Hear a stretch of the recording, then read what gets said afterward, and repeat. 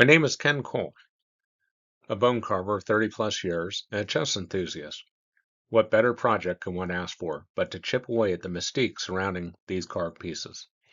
No other chess set history has sparked so much controversy or imagination as Lewis Chessmen, from silver screen, book covers to robots debuting chess play.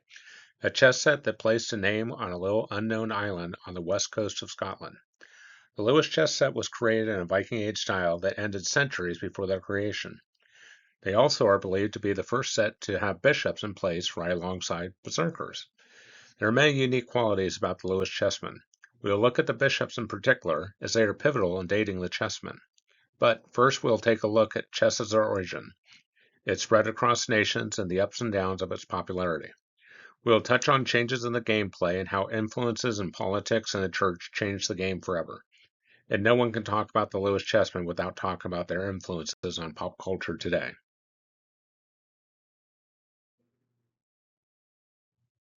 There are different stories on the origins of Persian chess. All the stories involve royalty and strategy, pitting intellect against one's adversary. As we'll see, this pattern has spanned almost 1,500 years to modern-day games. As the invading Moors swept across Europe, they brought chess along with Islamic culture, science, philosophy, advancements in mathematics, astronomy, art, and agriculture. Chess continued to flourish even after the Moors withdrew across Europe. Variants of the game spread east, deeper into southeastern Asia. As European armies swept back and forth across Europe over the next couple of centuries, the game of chess took root with the royals and peasants alike.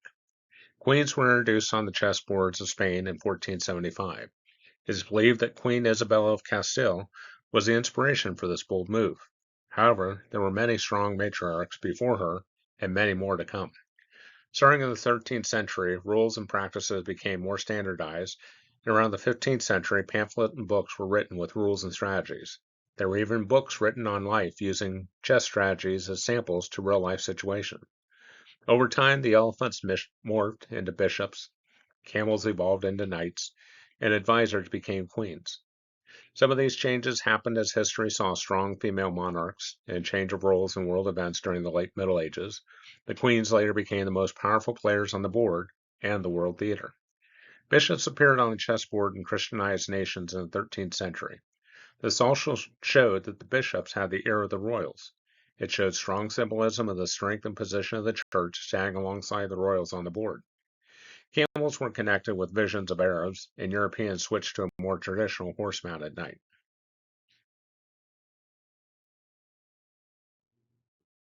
There are almost as many theories about the Lewis chessmen as there are chess pieces in this find. Numerous books and papers have been written with convincing arguments on all sides. It is easier to start with what we do not know or have agreed on. We do not know who made the pieces, although there are convincing arguments for a few workshops where the pieces could have been made, and even a well-known lady carver from Iceland. We do not know where they were produced. Numerous sites have been argued, with Trondheim, Norway, and Iceland coming up continually in the debate. Many of us speculated on the why they were made, but we'll never know for sure. What we can agree on is in the spring of 1831, an unknown individual or individuals found the Lewis chessmen in the Outer Hebrides. It is commonly accepted that they were located in the Oog embankment. However, Scottish scholars suggest Melista at the House of the Old Black Women, English translation, a medieval nunnery within the parish of Oog located some 6 miles south of Oog Bay. The British Museum had bought the bulk of the hoard in 1831 and 1832. The pieces in the collection at the National Museum of Scotland passed through several private collections before being acquired in 1888. 6 pieces are currently displayed in Museum Nan Eilean on the Isle of Lewis, on loan from the British Museum. 2019 saw a warder, the one that looks like a berserker, that was found in a desk drawer of a private collector and went to auction and is privately owned today. Many origin stories of the Lewis chessmen exist. Some of these stories add to the mystique of the items and their pop culture iconic place in our time. From an investigative standpoint, local stories leave us with no archaeological data and only theories. While we are narrowed down to the Lewis chessmen being found at Oog Bay or Melista, Isle of Lewis, the stories of their unearthing are very different. A local peasant perhaps influenced by Celtic folklore of his childhood, found a small stone chamber. He reported to his wife that he had found an assemblage of elves or gnomes, at which point she demanded he return and retrieve them. Another story reports a sunken ship and a young sailor survivor that was murdered for his chest of chess. His murderer buried the treasure for safekeeping. Upon his hanging for abuse to a woman, he confessed to the murder and burying the chest. Another story has a chamber 15 feet below ground that had been unearthed by tidal action that was found with the chessmen inside. This location is located near the house of the old black women in Melissa. More believable stories that a local farmer, Malcolm McLeod, whose cow had dug up an embankment along the beach with his horn, breaking the chessmen free from the soil. Local tales tell of Mr. McLeod displaying the pieces in a barn for young and old alike to admire. All these stories have added to the difficulty in calculating any accurate data on the chess set. Today, we are still debating accurate dating, their purpose, who made them, and even where they were made, in sometimes heated debates. Another absolute is the material. The 94 objects included 78 chess pieces, 14 tablemen, and 1 belt buckle. The find is enough for 4 sets of chess pieces, although some are missing. We know that they are mostly made of walrus ivory from Greenland, and some are made of whale-teeth ivory. As raw material, the ivory was highly prized, as it was a major export of Greenland for a number of centuries prior to the 15th century when the European outposts disappeared. Ivory from Greenland was known as Arctic gold. At the time of their discovery, some of the pieces had a red stain on them, suggesting that white and red were the colors of choice, at least for these 4 sets. Seen are images of modern mammoth ivory and bone carvings by myself. Also, you can see the natural shape of the walrus ivory and sperm whale teeth are shaped very similar to the chess pieces.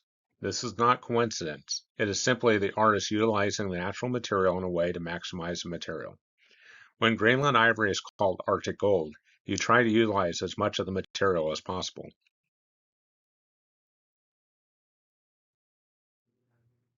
While there are many debates of the location where the Lewis Chessmen were made, few debate the time period of 1150 to 1200 AD, as the church at this time made a declaration of the wearing of the mitre or cap. The fashion of the bishop's mitre up to this point were to be worn with the points above the ears or side to side. Congregations in the church realized as the fabric gave way on the ridgeline, the cap looked like horns.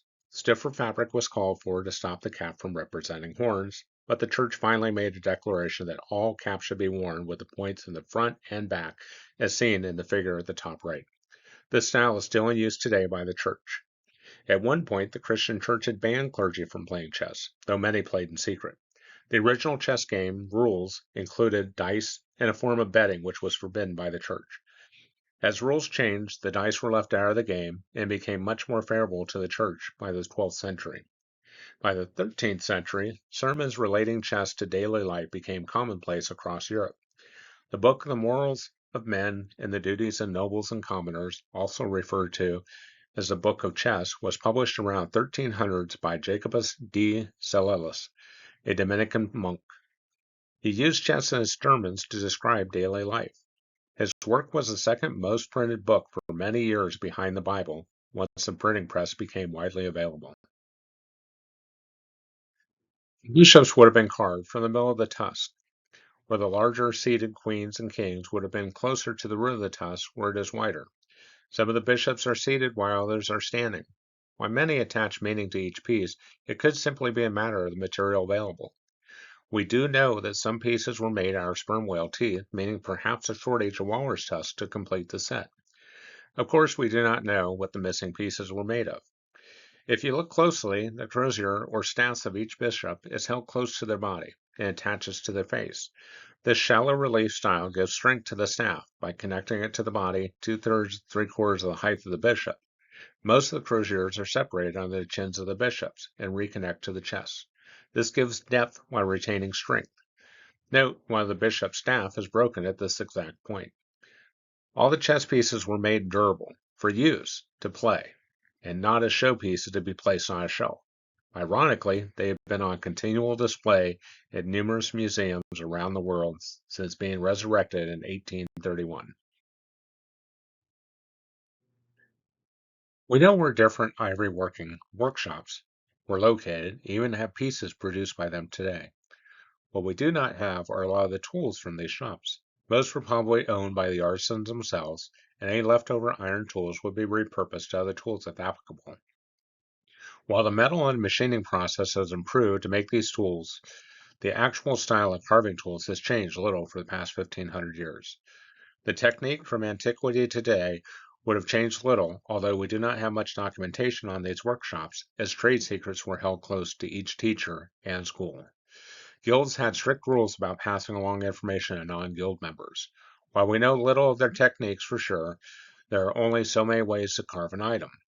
We do know the tools they had available and the capabilities of those tools and material. Experimental archaeology has helped identify tool marks in modern pieces and then compared them to the Lewis chess sets. There is evidence of saw marks on the bottoms of chess pieces. Tool marks from a gouge are evident on numerous pieces, as well as gravers and knives. We also have evidence of burnishing marks, which is scraping a sharp tool across a piece to remove gouge marks. Drills and gouges would have been used for the pierce work on the bishop's staffs and other pieces. While we have modern polishes, Theophilus, a 12th century monk, discussed in his book Theophilus on Diverse Arts about using shaved grass as a polish on ivory and bone. We have other documentation of shark skin and other abrasive materials used during this time to polish ivory. These techniques are still in use today by traditional carvers like myself. Most recognizable chess set in modern times. Pop culture has taken the Lewis Chessmen from a hole in the ground and obscure papers to appearing on television in the 1950s to blockbuster movies in 2001 and Harry Potter and the Philosopher's Stone. Their likeness has been on book covers, stamps, inspiration for jewelry, and many other art forms.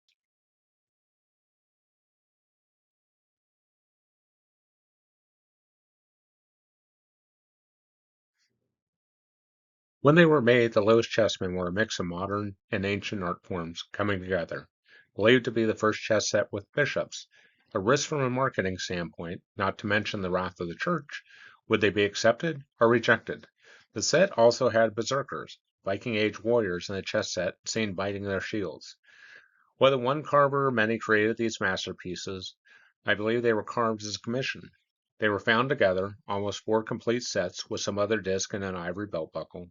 After being carved and dyed, they most likely were not played with, but placed on a workbench to guide the creation of the next piece. Perhaps the master passed the first one around for others to reproduce. As a collector of chess sets myself, the Lewis Chessmen will always be a favorite.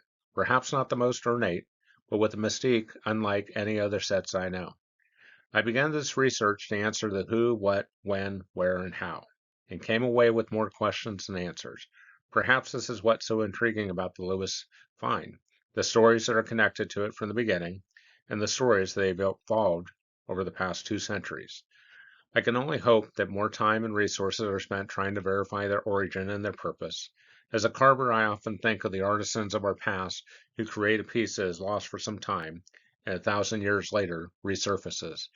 I wish that craftsmen knew when they created a piece that one day it could be considered priceless, on exhibit in some of the most prestigious museums in the world. I would hope that one day we can give credit to an individual, or perhaps a workshop, or even an exact location to the Lewis Chessmen set being made. Thank you for taking this journey with me. I've learned a lot and have more questions than when I started. But isn't that the point of exploration?